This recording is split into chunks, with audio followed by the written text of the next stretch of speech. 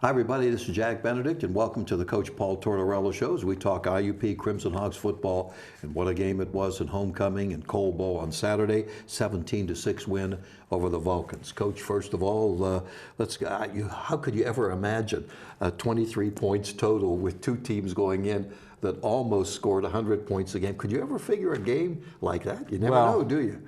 When we went in, it was 3-0 at halftime. I kind of talked to a couple coaches, said, never thought it was going to be like this at halftime. But, we had some chances on offense that we let slip away, dropped the ball down there inside the 15, had the field goal block. So, there's two opportunities right there. We had a play, took us down to the 30. We had an illegal formation, took another drive away from us. And then, they had missed a field goal. So, some opportunities we had offensively, we let slip away, but we knew, second half we would get it back and have more opportunities, and that's the way we thought at halftime. Yeah. The illegal formation calls can be touchy, can't they?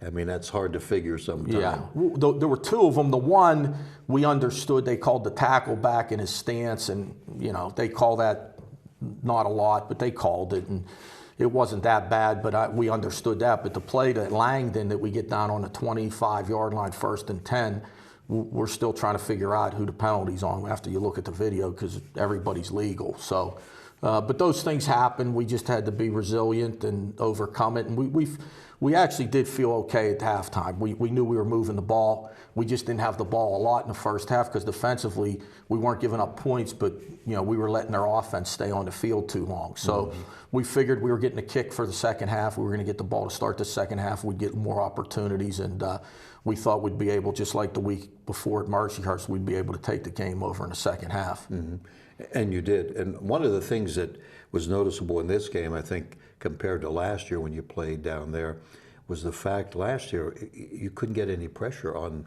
Noah Mitchell. Boy, that wasn't the case this year. You had him scurrying. 95 yards is the worst of his career. 4 sacks. I mean, you really did the job. Yeah, and not only the 4 sacks, but there were probably 6 or 7 other hits we had on him right when he threw the ball. He had to, a guy was going to be coming wide open, but he couldn't wait for him. I thought our pressure was huge. Like you say, 95 yards passing, we were covering them pretty well.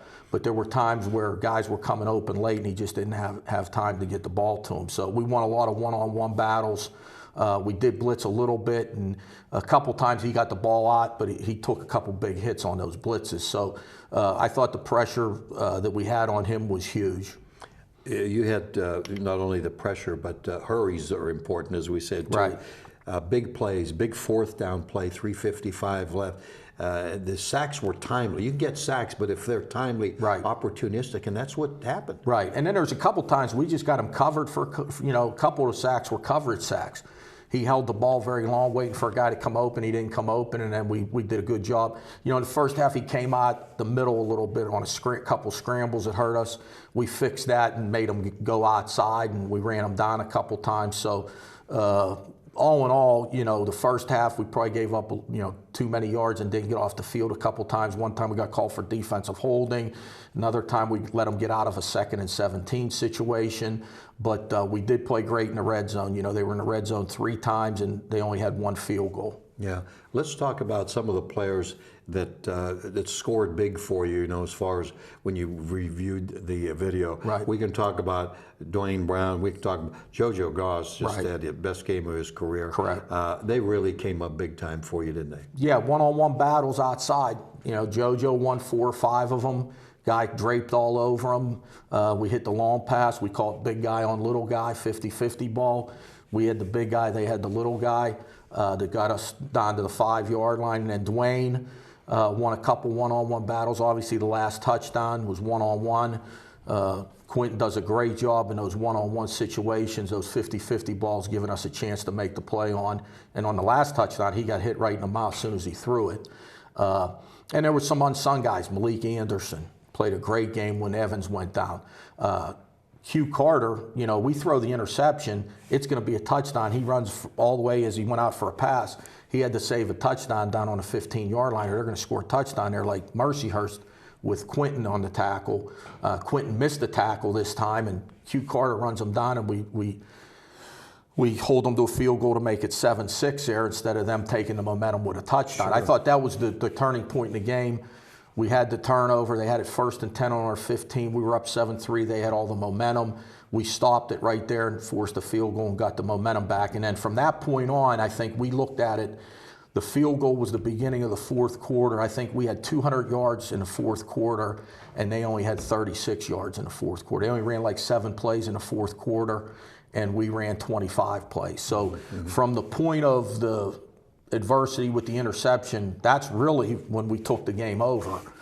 From that point on in the fourth quarter. Yeah, you know, and looking at the last couple of games, you're becoming a strong second half team. Right. And if you want to be strong, second half is the place to be, right? Well, our motto and our philosophy is if you're going to get in close games, you're going to have to win the fourth quarter to win the game. Very rarely are you going to be in a close game, win the fourth quarter, and not win the game. So I thought our fourth quarter couldn't have been any better. We outscored them 10-3, but really the 3 was the first play of the fourth quarter. It didn't have anything to do with the quarter. They kicked the field goal on the first play of the fourth quarter, so it was really 10-0. We outscored them in the fourth quarter, and we dominated it. I mean, we had 2 long drives. Then we had the ball with 3 minutes to go, and we ran it down to 14 seconds. They had a 4 and out where they went for it, and a 3 and out for their 2 possessions. So we really did take over the fourth quarter, and in close games you have to do that. Let me go to the defensive side, and we'll go from the veterans in Lloyd, Damon Lloyd, who's just, you know, he went over 300 tackles in his career now, he's, you know, with the best of them. Tillman, I mean, he put pressure on Mitchell all day long. And then on the other side, you had your true freshman in Javonte Haynes. Played a great game for you. So, you know, you've got it from the freshmen to the veterans. Well, yeah, you know, Tillman one-on-one, their left tackle was really struggling with him. And so we had a big advantage there, and it showed. The first play after the interception, 1st and 10, they tried to throw the ball, and they were, you know, Tillman ruined the whole play. I mean, the guy was coming open, but he couldn't throw the ball on time, and then they ran the ball on 2nd down, and we stopped them. And then on 3rd down, we covered them pretty well. So, but the mismatch we had was Tillman on their left tackle. Damon Lloyd was making a lot of plays all over the field, as was Amendola. And then they kind of went after Haynes, you know, to their second receiver in the slot.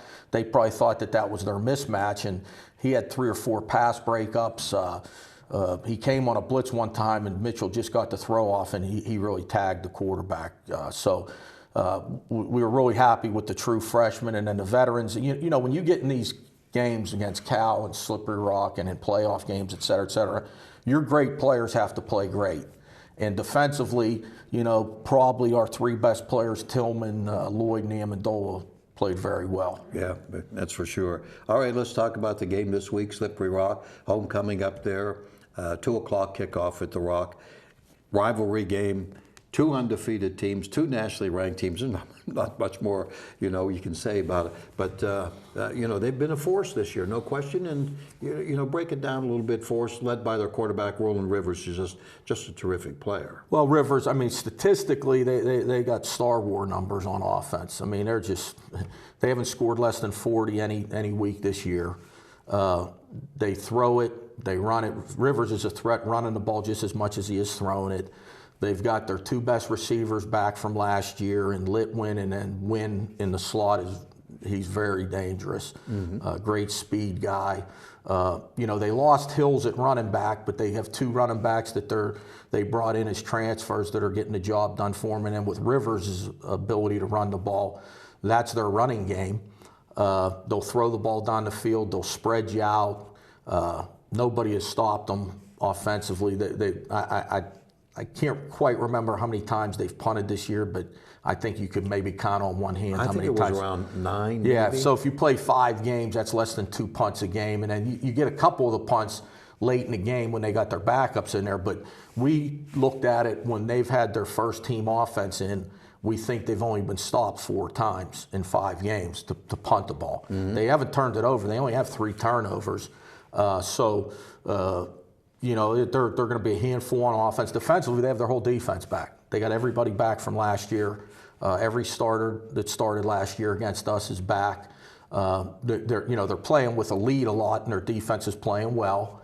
So it's going to be a tough task to go up there and beat them up there, but we'll show up. I think maybe you will. I'm going to give you two stats here. One fumble they have on the year, but on the other hand, they have 65 penalties compared to their opposition 43. Now, I don't know how that comes about, maybe because the games get out of control, who knows. But just looking at it statistically, which when you look at a game like this, you can pretty much say, forget it and just go out and play. Right. I mean, statistically speaking, the last couple of years, really like the last 10 years, both Slippery Rock and IUP have probably led the conference in penalties. Now, part of that is a little bit of a discipline problem, at least on our end. But, when you're aggressive and you're physical and you play fast and your philosophy is you got to be physical to win, sometimes you'll get some penalties just on that alone. But aggressive. Very aggressive. Both offense and defense for them and both offense and defense for us are very aggressive. And sometimes that leads to more penalties. Now, we had 11 penalties on Saturday. And more so on offense. We had 2 procedures, we had 2 illegal formations, we had 3 holding penalties that really hurt us. When you get a penalty on offense and it's a hold and it's a 10-yard penalty, well, it really isn't, because the play we ran gained 15 yards, so it's a 25-yard penalty. The other hold, we gained 14 yards, so it's a 24-yard penalty. Mm-hmm. Then the hold at the end, when we probably went in and scored near the end there, we had a long run down to the 20-yard line. Dauberman got called for holding, pulling out on the perimeter. So that play cost us about 30 yards. So when you look at it, a 10-yard holding penalty is really not 10 yards when you run a play. The one hold we got in the pass game hurt us in regards to, it was an incomplete pass, but it made it 1st and 20, and we threw a pick the very next play because we were behind the chains. So, from an offensive standpoint, the penalties really killed us Saturday. If we can stay away from the penalties and not turn the ball over, we're much like Slippery Rock, and we haven't punted a whole lot. So if we're not getting penalties and we're not turning the ball over, we're tough to stop offensively. Mm-hmm. Well, that's indicated by the numbers and the 5-0 record. How do you keep the perspective for your players going into a big game like this and being on the road with it? Well, I think the thing, you do have to explain it is just one game. Okay, and it's not really a do or die game. The team that loses is still going to be in the hunt. Especially, they still have to play Cal. We played Cal. Obviously, the team that wins is going to have the upper hand, but it doesn't count. You win the game. It's not like you win 3 games. Right. And there's still a lot to see. This isn't the last game of the year where it's a do or die situation, but. It's kind of 6 one way, half dozen the other. The players understand that right now that both teams are 5-0, and it's a big football game. And 2 years ago it was the same scenario. We won the game, and we went on to do some great things, and their season kind of went the other way after that. Last year we both came into the game with 1 loss. They won the game, and their season took off. They went to the regional final, and we obviously didn't even make the playoffs. Right. So if you sit there and you just look at what's happened the last couple of years, this game's been crucial in how teams have played after the game. So, if you win it, that's great, and you move on, and you got a lot of momentum. But I think you got to understand is if you're not fortunate enough to win it, you still got a lot to play for. So there's a fine line in looking at that. Yeah, exactly. Well, we hope we get some fans up there. It's a short trip. I think we will. Everybody knows the tradition of IUP Slippery Rock. It's interesting. You're a Slippery Rock grad, and so is our athletic director, Todd Garzarelli, who played up there. But I think I know who you guys are rooting for. Well, it's been a great rivalry. Yes. We've had a lot of great games. Their coaches, their head coach, they've been there a long time. Obviously, myself and a couple of our assistants have been here a long time. So we've been coaching against each other for 25 years. Our players continually play against each other every 4-year run. Every cycle of 4 years. We have a lot of guys. This is the 4th year they've played against Slippery Rock, and a lot of their guys. This is the 4th year they've played against IUP. So, it's a great game. I think the point that was made was the team that has won this game has really used it and catapulted their season on to bigger and better things. So in that respect, it's probably a bigger game than it really actually is. But I think you also got to take a look at it that if you are not fortunate enough to win it, there's still a lot of the season left. One other thing I did want to bring up, you had mentioned to me, you said there was one of your young players, I mean a true freshman, before you were playing Cal, he said, "Oh, Cal, is this supposed to be a big game?" I mean, no idea. It was, to him, it was another football game. Well, yeah, those young guys don't know. Yeah. I mean, they won't have the slightest idea what they're getting into this week when we go up to Slippery Rock and the parking lot's packed and they're tailgating and our bus is having trouble even getting to the locker room of the stadium. They're not letting us get up the hill, et cetera, et cetera. Their eyes will get widened a little bit, but once we're out there on the field, none of that stuff really matters. No, not at all. We're looking forward to it. Good luck, Coach. Thanks. Coach Tortorella, 2 o'clock for the kickoff at Slippery Rock, and of course we'll have all the TV and radio coverage for you. And be on hand for what should be another great matchup. For Coach Tortorella, this is Jack Benedict. Have a nice evening.